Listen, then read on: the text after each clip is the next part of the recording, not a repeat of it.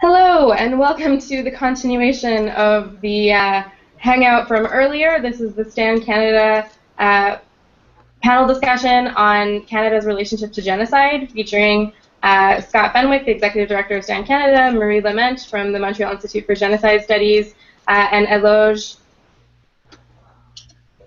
I don't have my document open. Your last name is? Butera.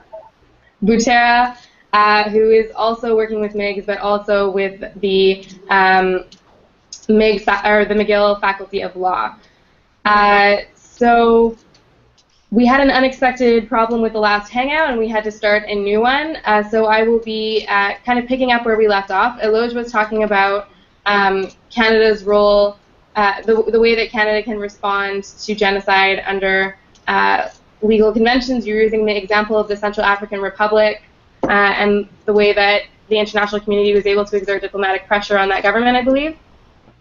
The point I was illustrating with the Central African Republic is that countries that have the capacity to actually evaluate what the options are in terms of the response have been able to effectively contribute. The Americans, with their Mass Atrocity Prevention Board, which is a whole-of-government approach to determine roles that the American government can play, were able to provide airlift to allow thousands of African troops to be deployed in the Central African Republic in time to make a difference on the ground. The French government, which has its own process to deal with the issues, was also able to deploy hundreds of troops, and what could have been a much, much worse and larger genocide in Central African Republic was terrible catastrophe, humanitarian crisis that still has ripple effect unfolding today. But the massacres of civilians that were predictable and could have been anticipated were prevented by effective response. The same can be said in Syria, because they are, after legal constraints, when you should be intervening and infringing on other people's sovereignty under the UN Charter. But when the Canadian state was being asked in 2011 whether the principles of are to be applied, the Assad government was targeting civilians. At the time, there was no political will to do anything useful against the Assad regime. Only people who were willing to intervene in Syria were intervening on the side of the Assad, not on the side of his potential victims. So we have come a long way to be able to point to the fact that if there is a political will in the world, people will do the right thing. But we are still vulnerable to the old problems as Syria continues to show us, because even when so many people around the world are willing to intervene, they're not necessarily intervening to protect vulnerable civilians, because they are geopolitical and other military strategic interests at play in this. The example in contrast is interesting in the way that first it points out to the importance of political will in any situation, but also the second thing is in terms of Canada's on foreign policy or response to mass atrocity prevention policy, is that compared to the US and France, and that's something I think we'll see later on, is that Canada has absolutely no institutionalized kind of strategy or body responsible for to respond in an effective way and quickly to possible mass atrocities. And you often see governments, Canada in particular, or as an example, but also other countries that will very strategically avoid the use of the word genocide just so they don't have to meet the commitments. And I recall when Bush, at the end of his presidency, referred to Darfur as genocide, that was the big deal in the advocacy community. Yeah, I remember just large emphasis on having what was happening in Darfur declared genocide. We had that from the powers to be finally when Bush ended up being a lame duck president, and not much changed after that. And just to pick up from what Éloge was saying, it seems to me that there is a social definition of genocide which differs substantially from the legal definition of genocide as per the International Convention. It just seems to be simplistic, one-sided killing, similar to Rwanda. That's been my read of things politically. Like when it comes to like the moral or political basis for Canada's response to genocide, it seems to be more so in ebbs and flows. Whenever, obviously, it depends on the party in power, but when it comes to a mass response from Canadians with the desire to act, it only usually comes in very striking moments, I found, especially with the photo of that dead Syrian boy on the shores of Turkey. That was, I don't want to say striking, shocking enough of a photo to go around the world where it made many Canadians feel that we weren't doing enough. Anyone that's been involved in genocide advocacy knows that what has been happening in Syria has been going on for many years, but it was a single image that changed several things politically for at least a few days in the federal election. It makes people aware of the refugee crisis when it's still not doing anything to actually really deal with the cause. This is true. I add a little more precision in the questions of recognition and naming a mass atrocity crime genocide. The origins of the term in the UN Convention, the Declaration, is in the wake of the Second World War when Raphael Lamson managed to lobby effectively the enactment of the Convention on Genocide.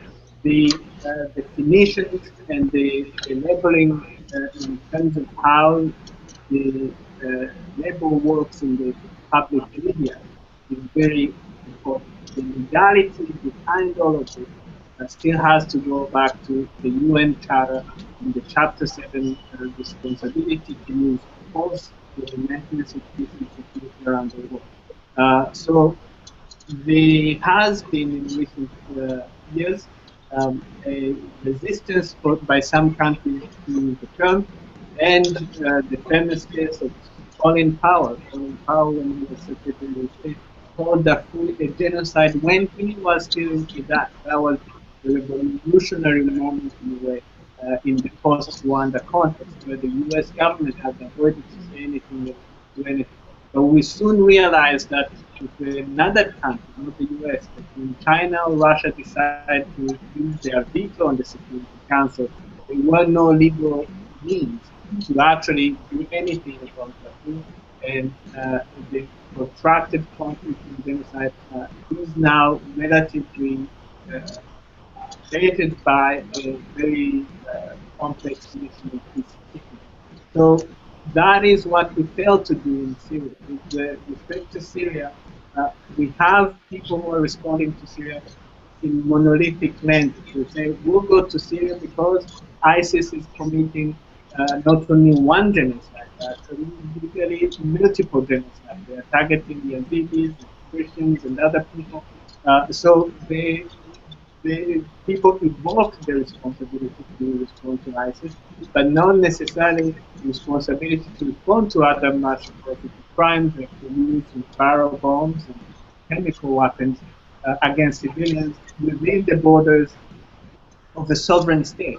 So there is a new area of international criminal law, international diplomatic law that is being opened up, but the key here is to be able to observe how countries like Canada, that used to be at the forefront of solving this problem, seem to be nowhere in terms of resolving this the legal and intellectual and diplomatic challenge that matches the complexity of the conflict and the violent reality of Syria.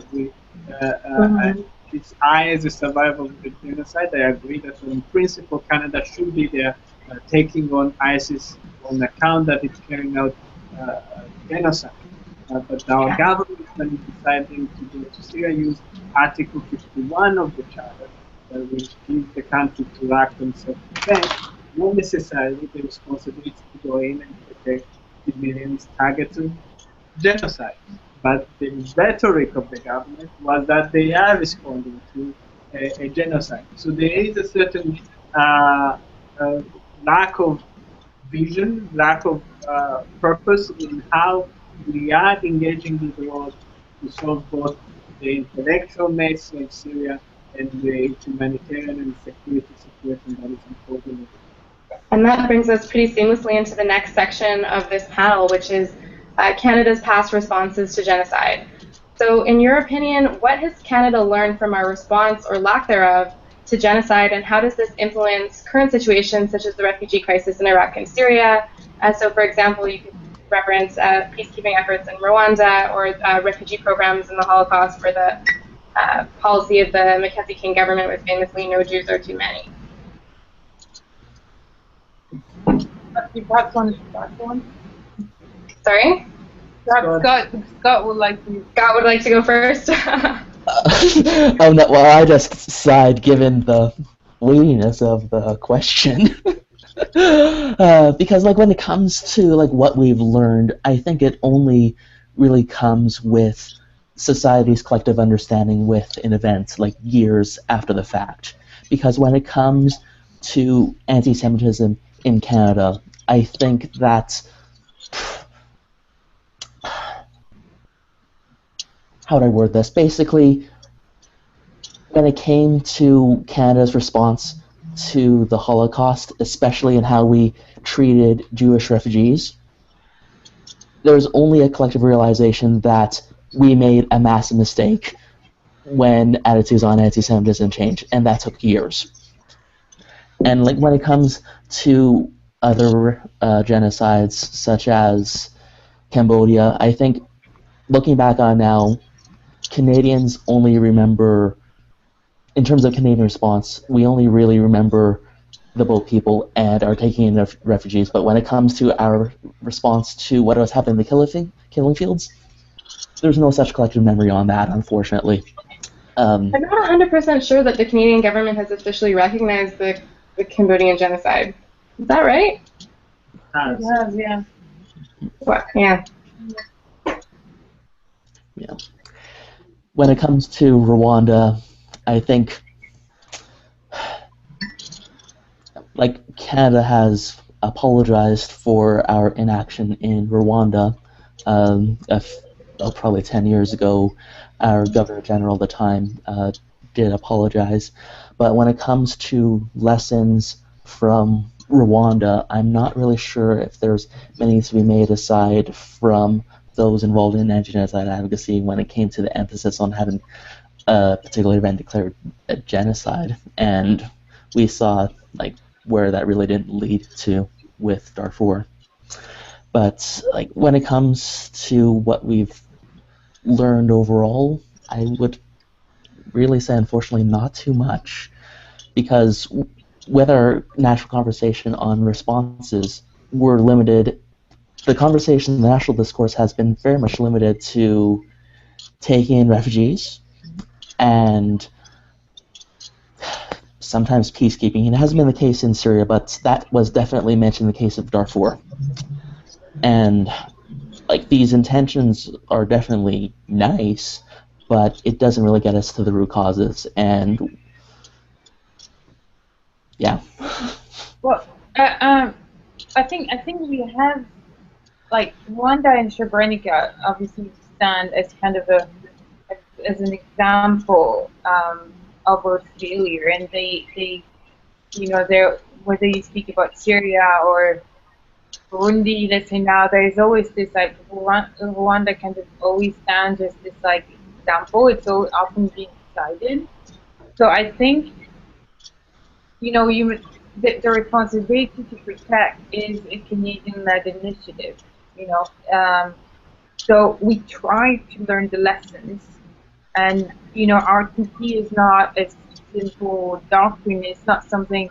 I mean, sovereignty used to be the biggest, principle, and so R2P is an important doctrine, and it's going to take time to actually evolve. So I think we have learned lessons, but we're just not applying them now. It's just about implementation now.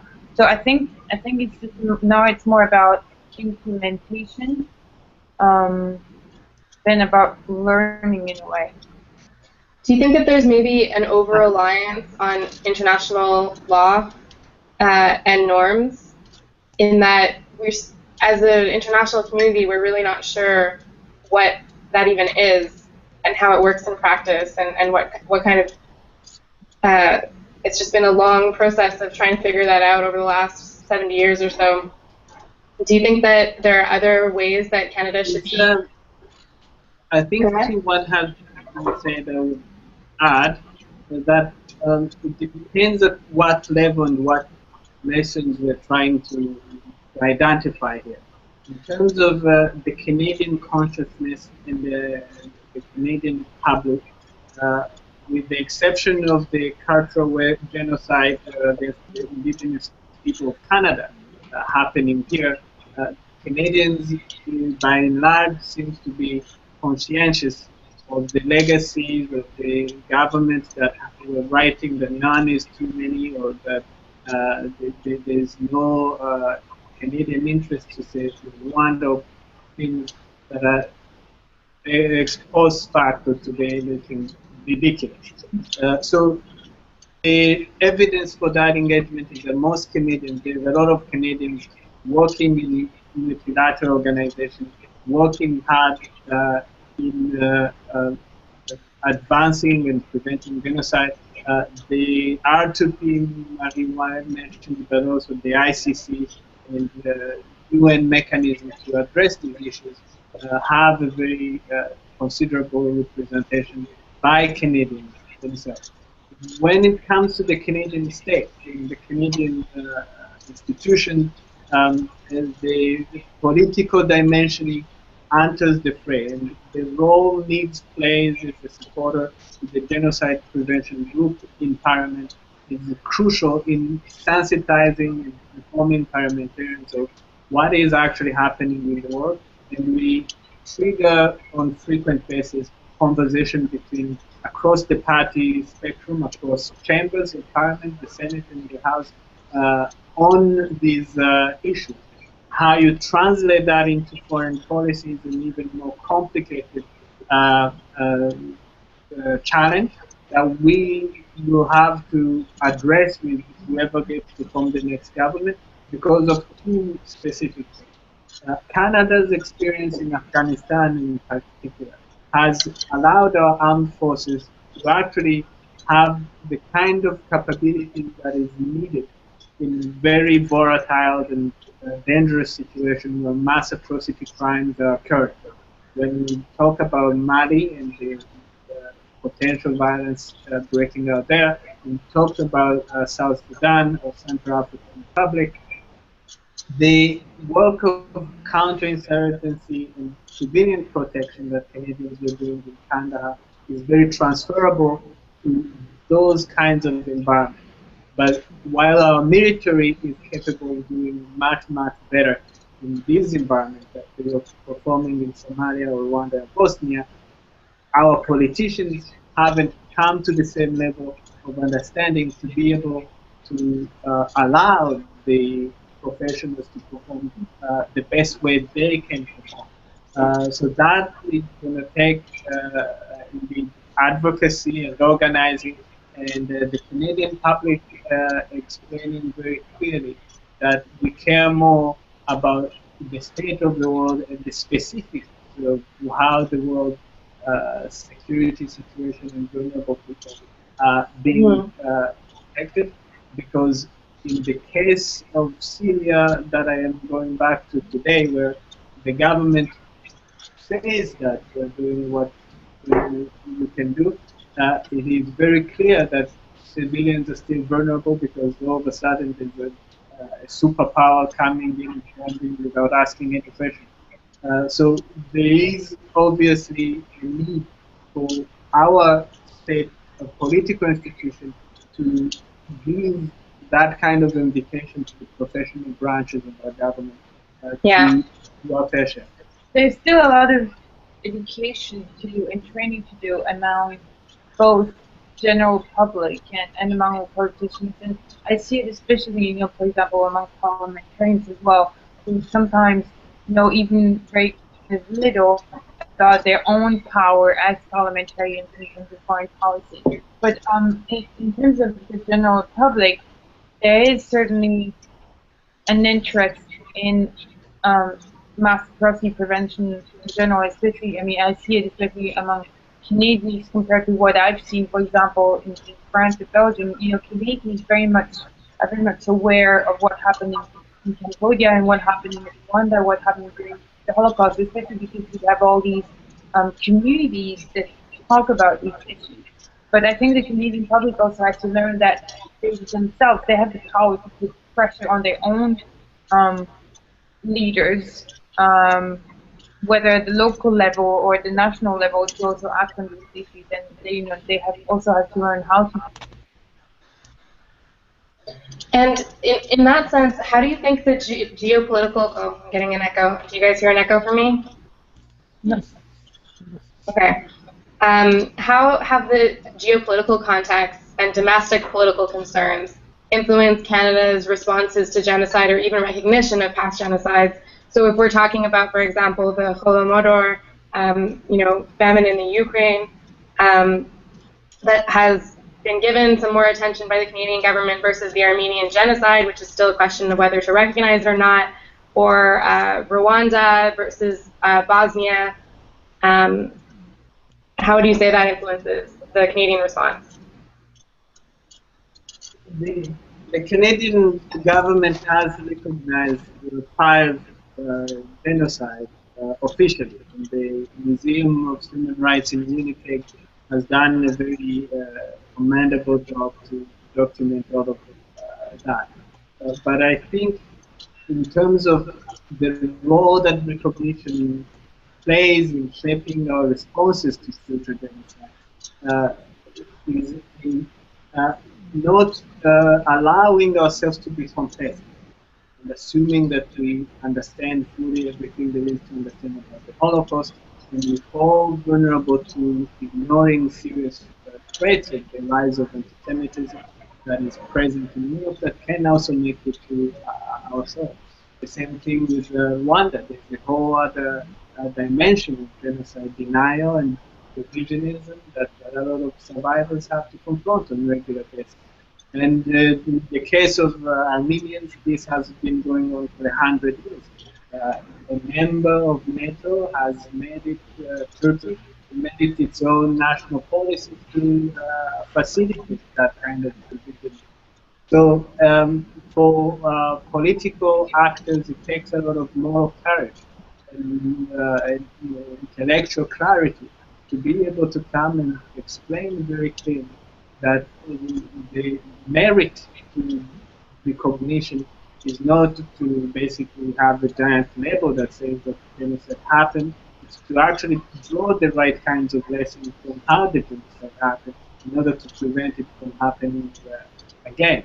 The genocide survivor would dare to say that it helps very little to tell me that you accepted the genocide against my people happened.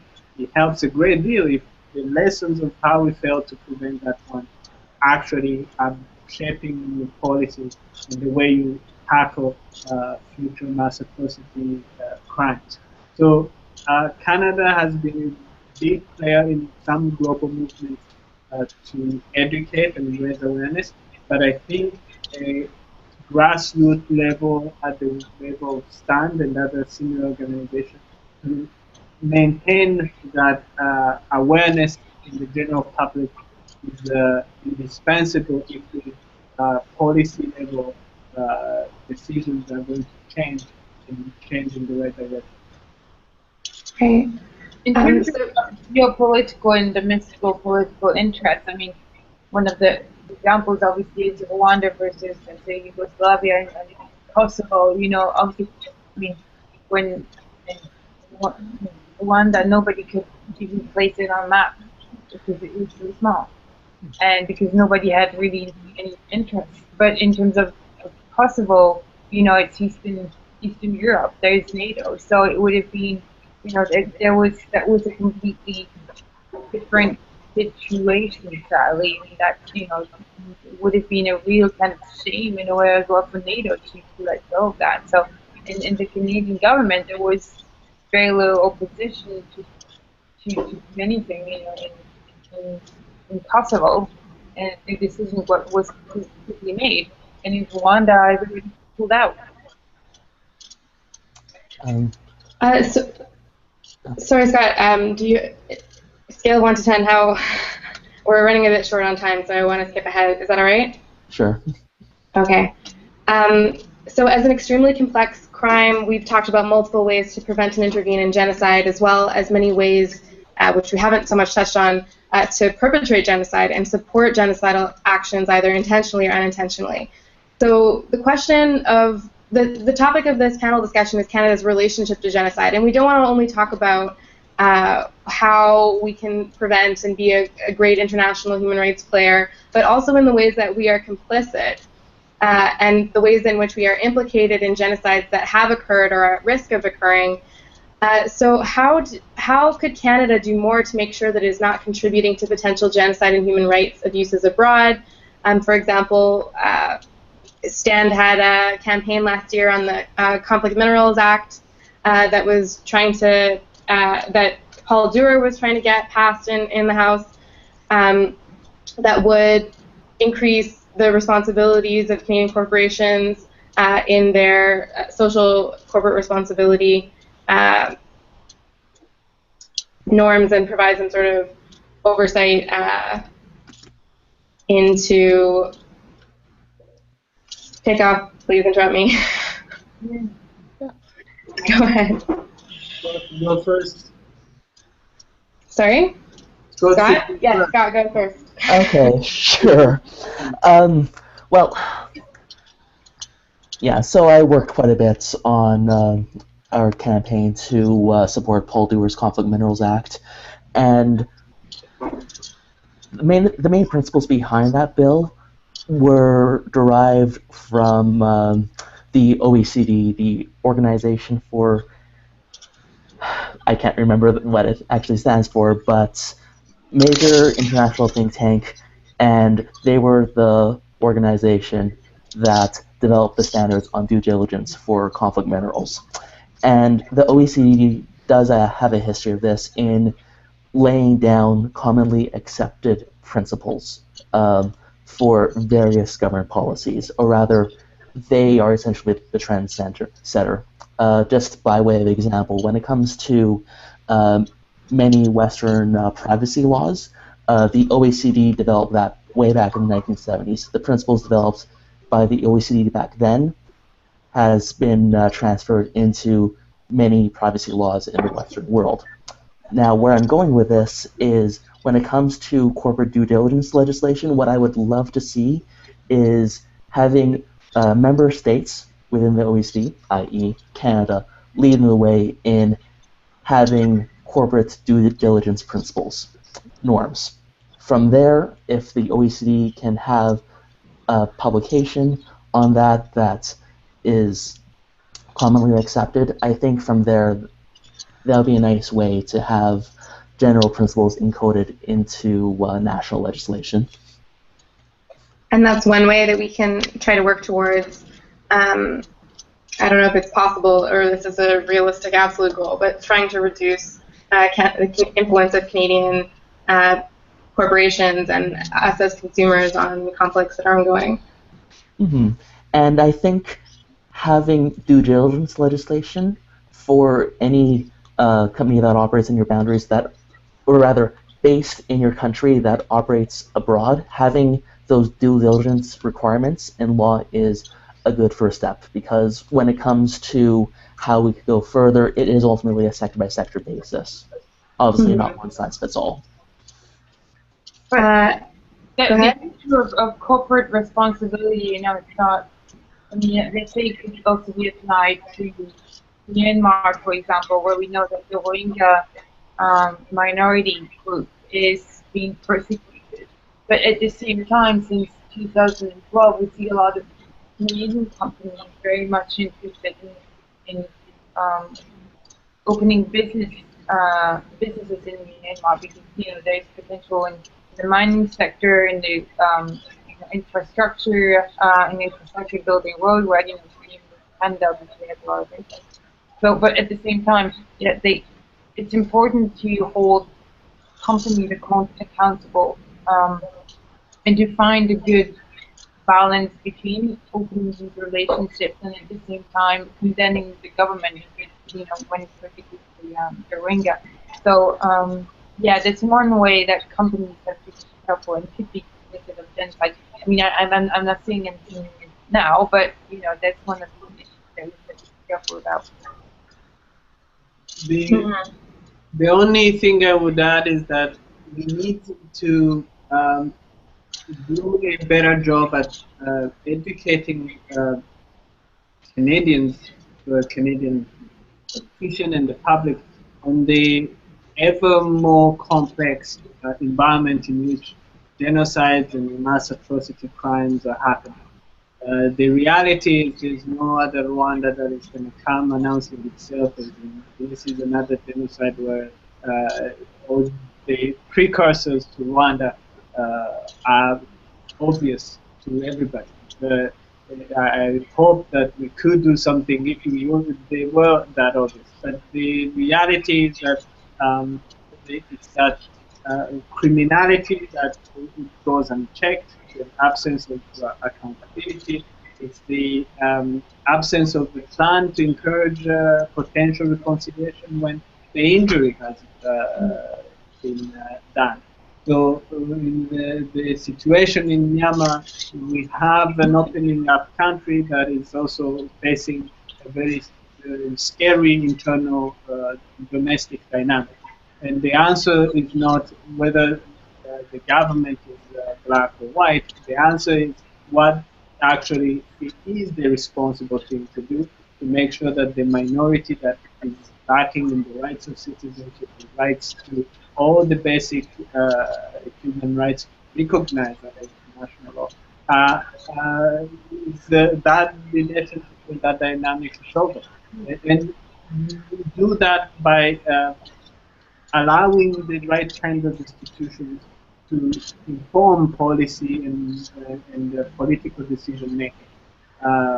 The Americans have adopted a recommendation that was included in the written regime, that a mass atrocity prevention board, which brings together members of the civil society, members of the diplomatic corps, members of the security services, from the intelligence to operative, on one table, where they get to actually evaluate what is the situation, what are our policies, and what are our potential contribution to solutions. Obviously, mining corporations and corporate entities, citizens from a strict legal perspective, have a very important role to play, because rarely a genocide happens in the presence of a democratic country that is accountable, that is serving its citizens, that is doing all the responsible acts of the nation state. So we have a dynamic where Western corporations have a role to play, namely their overwhelming influence in policy decision making in vulnerable situations. And that influence is important to use in the name of the shareholders, because there's a certain morality that attaches to the way most people want their business to be conducted. And It's interesting works happening at the NYU with business and human rights, where how you sensitize decision-making processes inside private corporations towards responding effectively to human rights concerns. And there's a movement to include human rights assessment as a genuine metrics in measuring financial risks when private corporations are investing in a new area. So all these things, I think, need to be encouraged, and as activists of civil society, we need to keep on shedding light on every one of these dimensions to get in that place where we may not be able to remove entirely any temptation towards genocide, but we can certainly make it possible to actually have it happen in real time. Definitely. Okay. So the next section here is motivations for genocide response and prevention. So Canada's response to genocide and human rights violence is often predicated on development and democratization goals. How can we complicate the link between human rights and development? And how does the focus on economic development and democratization contribute to the realization of human rights goals in these countries, if at all?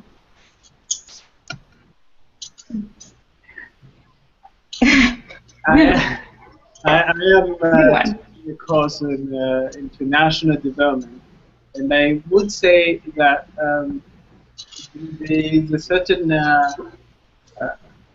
evolution that needs to take place in the way we think about relations between nation states. Historically, we went to the Treaty of Westphalia at the moment sovereign equality or national sovereignty became predominant feature of international relations. In today's world, we are faced with the reality that many things are co- and interdependent. We noticed that in the way towards development, security is an indispensable, it's not an option. If you can't have a secure country or a secure territory, many of the other promises of development are unlikely to arrive.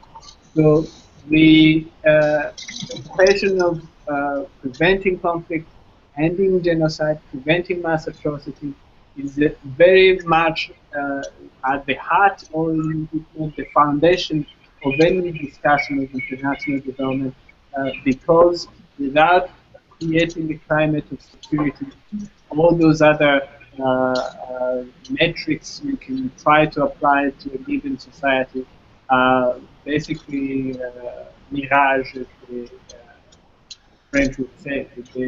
They are only transitory, and the time will test them before that they are not true. So it's a tough, it's a very, very hard question we came up with. But the notions of democracy, self-governance, quality of government are essential, not only maintaining security, but allowing citizens to have meaningful and fulfilling life. The question keeps on coming back. How do you know that you have a democracy when you see it? Because it's not always obvious that voting translates into direct democracy. Voting can be manipulated. If you, this morning I was reading that 200,000 people got the wrong voter information. That is a glitch in our democracy. We are not in the level of the Sudans. We have our own trouble that we can't take the principles of democracy for granted.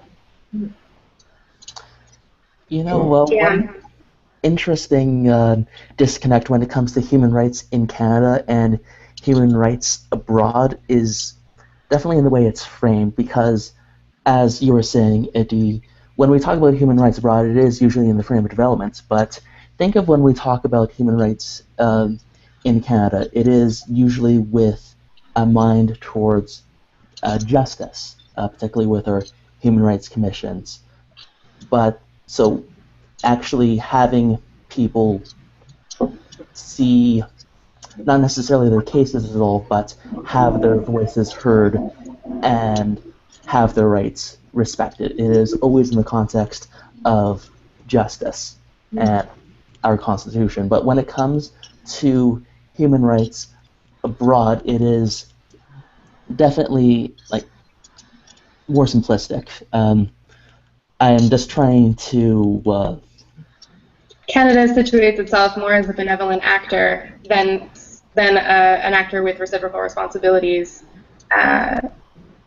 in that sense. You got it. Yeah, because like when it comes to, I think Éloge, were you going to say something? Yes, I was going to put a very simple example of our dealings with First Nations. We have a situation where a cultural genocide occurred here for the duration of 150 years, where what makes it the genociders, the state intentionally went and took the children with the purpose of eliminating the entire culture.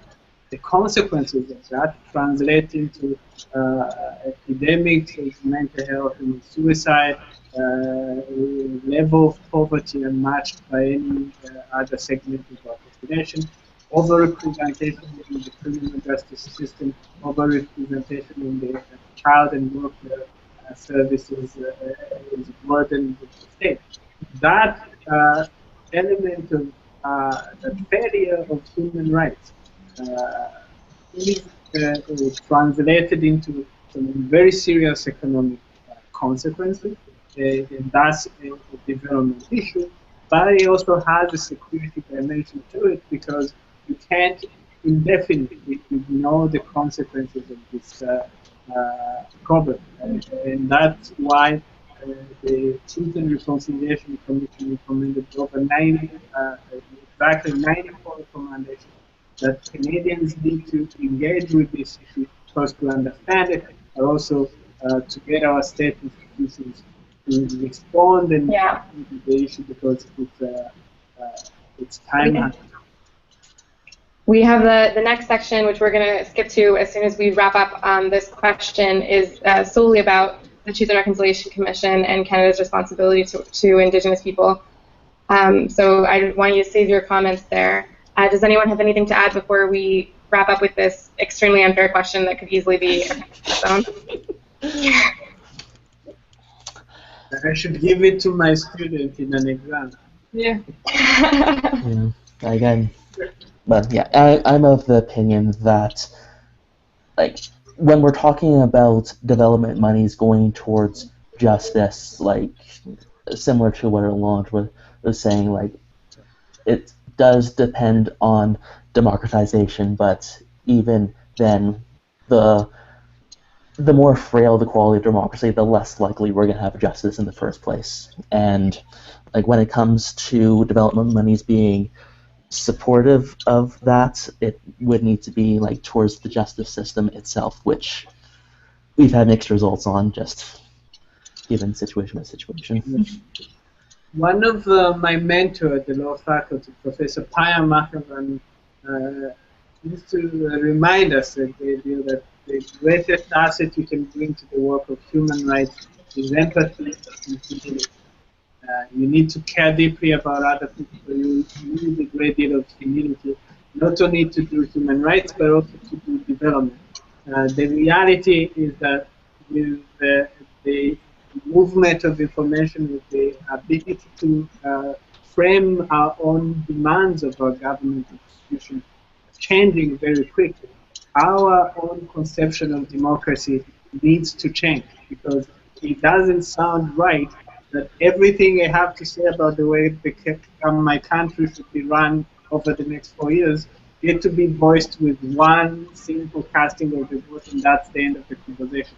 So something clearly needs to change in the way we exercise our citizenship, in the way we frame our democratic aspiration. And I think by changing that, we'll be able to deal both fairly and in a more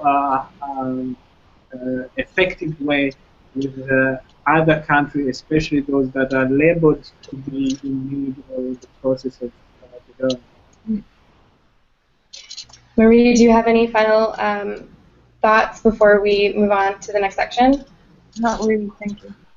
I just wanted to briefly mention that when it comes to this, what we were talking previously with Canada being the benevolent figure, in the last year, an attempt was made to add gender identity to the Canadian Human Rights Act, and that was ultimately spiked.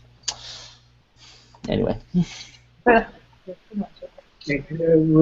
I was working in Parliament at the time. I did to say that it wasn't all necessarily under partisan lines. There were members of the Conservative Caucus who stood up and spoke out in favor of including the provision, but it's very clear that we need to improve our systems to be able to actually make sure that our laws are complete. That is very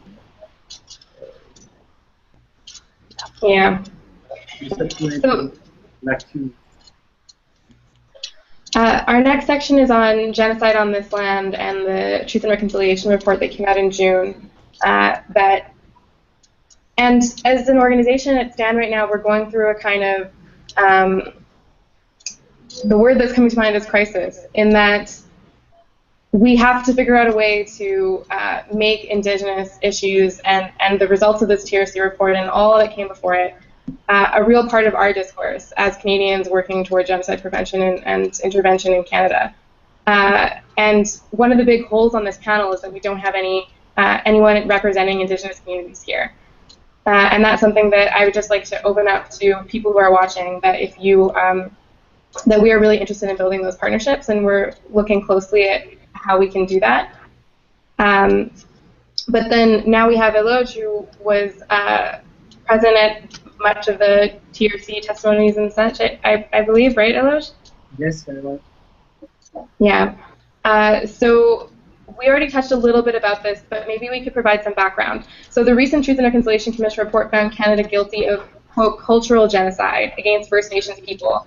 So what does cultural genocide mean, and what is the significance of this finding? The cultural genocide is obviously the destruction of traditions, values, language, artifacts, anything that has to do with culture. And at MIGS, we've long recognized that cultural genocide, is not only a fact, but it's an assault on cultural identities, and it's often a warning sign of physical genocide. We saw it in Armenia, we saw it during the Holocaust with the First Nations, and with the First Nations in Canada, the long-term impact is particularly visible. But we see it today in Syria as well, with the destruction of sites and monuments. And you mentioned an interesting thing in your introduction about STAND wanting to do something about this, but you don't have any representative of the Indigenous community. And for me, I was born in Belgium, so I see the relationship that between Canadians and Indigenous communities as an outsider, right? And for me, that I'm always kind of taken, I'm almost shocked by the kind of strange relationship. For example, I recently learned. I was recently talking to Canadians who didn't know about the residential community. And to me, it's quite unbelievable, because I feel like I learned this even in high school in Europe, or at least I learned it at university here in Canada. So the fact for me that that's not on the curriculum, that kind of education about what cultural genocide is and the repercussion that it has on today's Canadian society today is quite quite shocking in a way, whether I work at the genocide institute or not. There's a serious level of denial. I don't even recall learning hardly anything about it in high school or elementary school. Yes. To answer the question, I will take one step back to how did we get to that point where the commission observed that there was supporting overwhelming evidence that what occurred here was a situation of the cultural genocide. And to the extent that genocide is a crime, in the criminal law we require that crime to have both the mental intention of the culpable and the action to actually have the two elements coming to constitute a crime, what they call the actus reus and the mens rea. And in the case of Canada, the Commission went through a list of, reviewed a great deal of policies that led the government to create these residential schools. And the overwhelming evidence was the government intended to remove all traces of the Indigenous identity from the children who are taken to these schools. And we have a direct quote from the first Prime Minister of Canada on that one. Yes. And by doing so, they would actually eliminate the Indigenous identity altogether. So there is that intentionality, and there is the action that RCMP in some cases would go with planes and villages and take children to go to those residential schools. And in those schools, children were stripped of their culture, of all vestiges of their identity, in order to be Christianized and entered into the Canadian society. And obviously, the consequences, having been very harmful, are still present to this very day. But we ended up in that situation because over 70,000 children who are still alive in the 1980s, when the biggest class action in the Canadian history was launched, decided to settle that case against the Canadian state and the four religious communities that run this residential school. And in that settlement, the settlement being legally binding, they included a provision to establish a Truth and Reconciliation Commission that would not only go and find the truth about what happened, but encourage Canadians to seek reconciliation. And that, I think, is very important to mention from the very beginning, because there is already a position from the victims of this crime. That is to say that they have asked that we join them in seeking reconciliation as Canadians. So we are not coming into a conversation that has no purpose or direction. We have already been invited by survivors and victims of this crime, in that we should join them in seeking reconciliation. But the report goes on to making clear recommendations on how that can be done. It's one, to be informed; two, to change policy; three, to create institutions that will ensure that this chapter is closed for good, and that it is a new page in Canadian relations is open. And to do that, there are recommendations such as Recommendation 53 that asks that the government creates a national council for reconciliation to monitor progress of different projects. So STAND, like MIGS, like everyone else, will have a very major role to build relationship with First Nations community and continue a dialogue towards reconciliation, because we've been invited to that dialogue. But in order for this momentum to be maintained, we need to ask our governments to provide the institutional capacity to ensure that this happens. So every level of government, including governments of BC, Alberta, and Manitoba, they made commitments that they will include this in the curriculum, they will teach teachers to teach this stuff, but it will require an even more grassroots effort to get citizens to start a conversation about understanding and undoing a lot of misinformation and misapprehension of what the reality of First Nations happens to be here and how we build new bridges to build a better future together. If I can mention 2 or 3 things that we are trying to do here at MIGS. The first thing, in 2013, we held a conference called the Counterculture Conference, where we spoke about the cultural destruction among the Armenian community, but during the Holocaust, and the cultural destruction, among the First Nations, in order to teach Canadians, a lot of Canadians knew it happened during the Holocaust, and we tried to put it, to mention it, to have somebody from the First Nations speak out as well, because it is the same thing. We have the cultural destruction of the heritage here as well.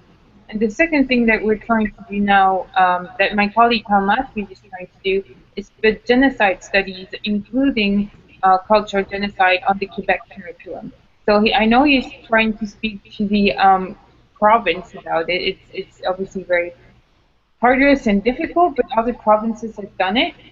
And finally, the third, we often collaborate with the Holocaust Center here in Montreal. And last year, they had a wide, a year-long kind of exhibition on residential schools. And that was open, obviously, to the public to see what happened. And they had victims speak out about the issue as well. So these are things that MIGS, as a research center, as researcher, as a university center, is trying to do to kind of tell Canadians about this. But obviously there is a lot to do at the provincial and then at the national level as well. And ultimately, I think that especially with the confirmation that what happened was cultural genocide, groups that work on these issues need to be able to work to find a way to give a voice to survivors of the residential school land as well as their descendants. And like what Marie described, we're getting there. Yeah, but we saw the attitude of some members of the Conservatives towards that recognition of cultural genocide was a bit problematic, not standing up for it was, and I know we all have little faith in politicians, but they still serve as examples, and for me, I still have hope that sometimes that they can, leaders, and actually, if they themselves can actually do these things and actually acknowledge cultural genocide, then a lot of communities, I think, are going to think, well, why should I do it? The only thing with that is that even beyond the recognition phase, there's the future of this country that hangs in the balance. The reality is that the single most expanding segment of our population is First Nations, and I think the idea that they can be excluded any longer than they have been in the decision-making, in the economic activities in this country is an abomination. In addition to that, there's the over-representation in the childcare, in the prison system, and in the poverty levels that are definitely very unacceptable. All of this doesn't hinge on the recognition of the cultural genocide has occurred, but the cultural genocide gives us an explanation on how this problematic situation came to be.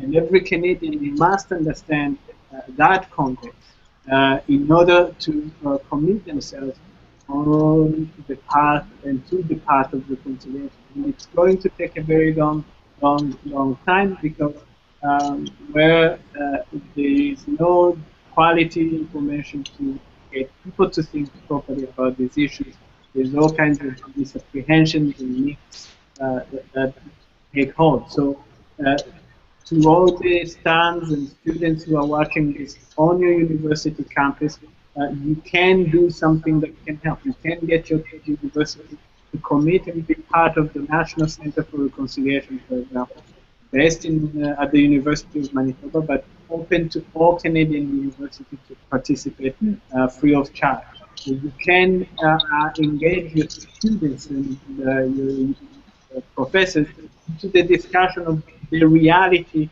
of how the residential schools impacted communities around your school, because every single university and community in this country is within the territory that used to be owned by somebody. So there is an immediate action that can be taken to both educate, reform, and change direction at the grassroots level, and both policy and We could have started this podcast by me acknowledging that I'm unceded Coast Salish territory. Yeah, I mean, I think we're, with the truth and information, we are at a turning point, but we must use it now. And I think that's especially, like Éloge was saying, a role that young Canadians and young generations can have, because, you know, they're kind of the new voice in a way, and it's kind of sad that these issues are not playing a bigger role in these elections right now.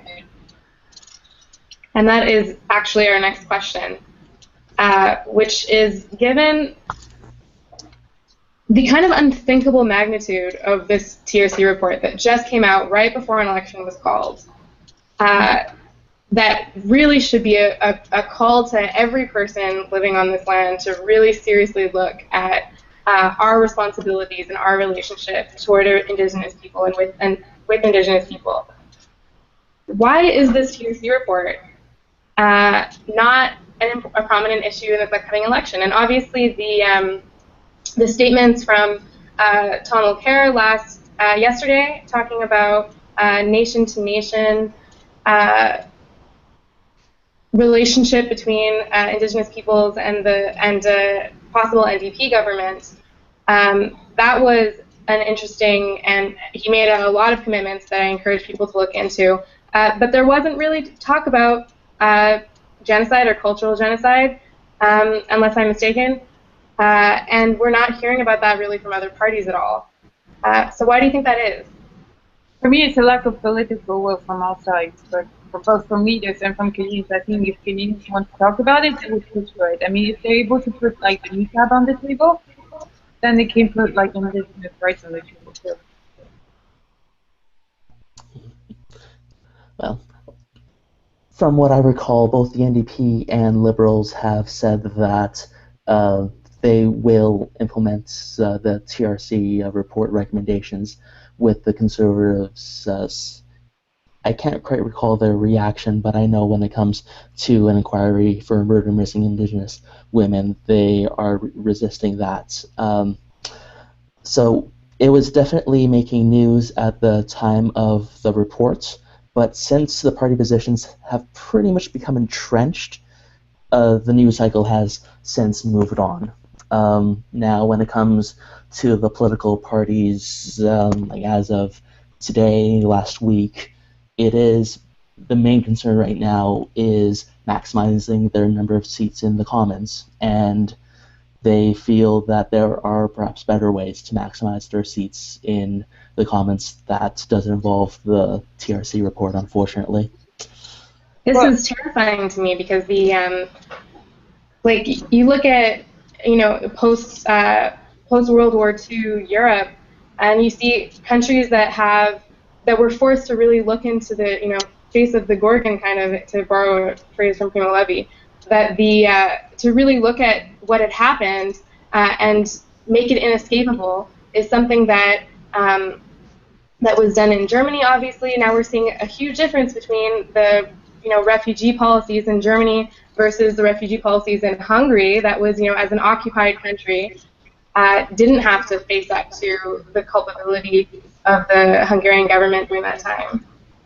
So I'm wondering about, like, what does it say about us as Canadians that we're not willing to look at this issue, and what does it say about our unwillingness to to learn and to affect change, and it seems like a very stagnant part of our political discourse. I would say that we need to make an even deeper engagement. And if the residential schools were maintained for 150 years, and our parents didn't know about them when they were within a running distance of their homes, it's not that the parents were meaning to do harm to those First Nations, but that they were, in a way, blind to the harm and the evil that was being done on their behalf. So that is where we all get invited to come and be part of this reconciliation.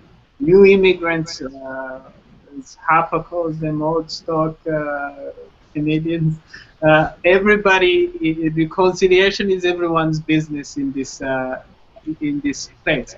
And the way to make that happen is that while the NDP and the Liberals came within the first hour of the recommendation being issued and committed to implement every single recommendation, the reason you don't remember what the government said is because they said nothing. They basically said that they will wait until they read the final report, because the released version, which is many pages, is a summary report. But the fact that this is the only decision that our government will make after reading over 2 million words is rather a troubling sign. So we need to ask that kind of accountability, that there is seriously something wrong to have listened for 6 years and you don't know if you should implement the 94 very specific questions. To the other two parties, we need to ask them, how exactly are they going to implement reconciliation? It is true that there are very serious policy problems that both the Liberals and the NDP have committed to solve with respect to how the Canadian states deal with First Nations.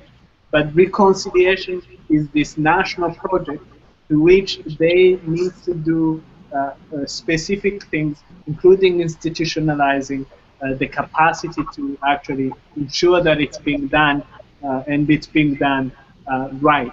So I'm very congratulatory to Trudeau and to Voltaire, who've announced very precise and effective policies.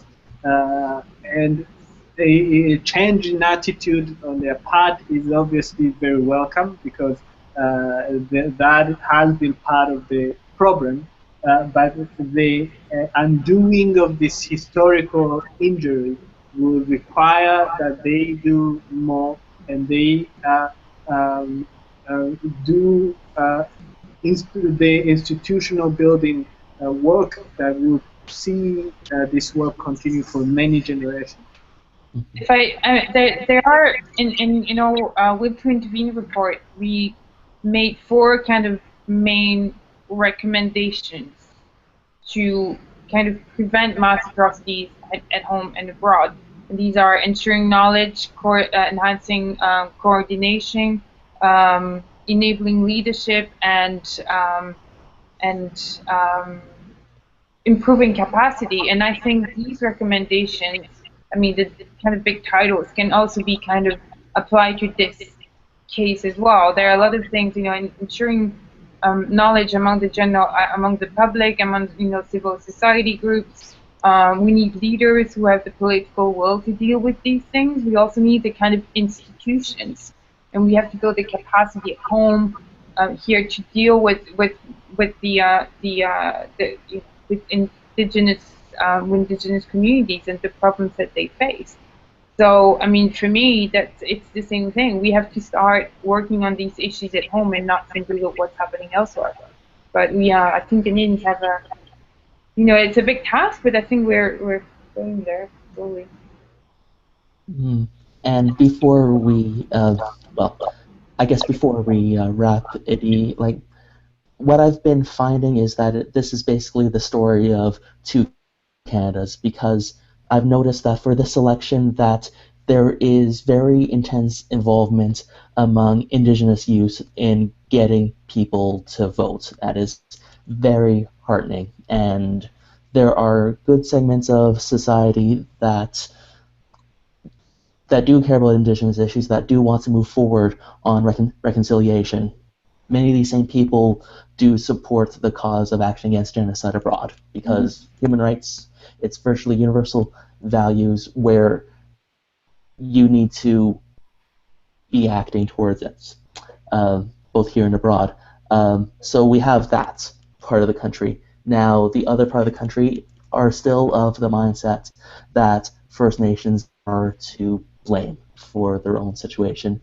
So it's very much similar along the lines of the poor are lazy, it's their fault. It's that type of ideology, and it is largely based on the country's geography and class differences, and you can usually predict like what parts of society are going to be leaning a certain way based on geography and class. The to Canada says in epistemological terms, it's more the reality of people in Northern Ontario who have boiling water advisories that have lasted over 4 years in the 21st century Canada. It's the kids in Northern Quebec facing depression in epidemic proportion. It's the society that increasingly dysfunction, because we haven't been able to commit ourselves to do what we know we should be doing, because we find other excuses not to do the right thing. So here I believe that the question of reconciliation is an even deeper question than a political question. It's a question of morality. It's a question of how we explain to ourselves the kinds of human beings we are, both in the North American and Canadian context, but the kinds of human beings we want to even project to be in the rest of the world. And I think to really achieve reconciliation, my friend Wapton always said, it's a spiritual journey.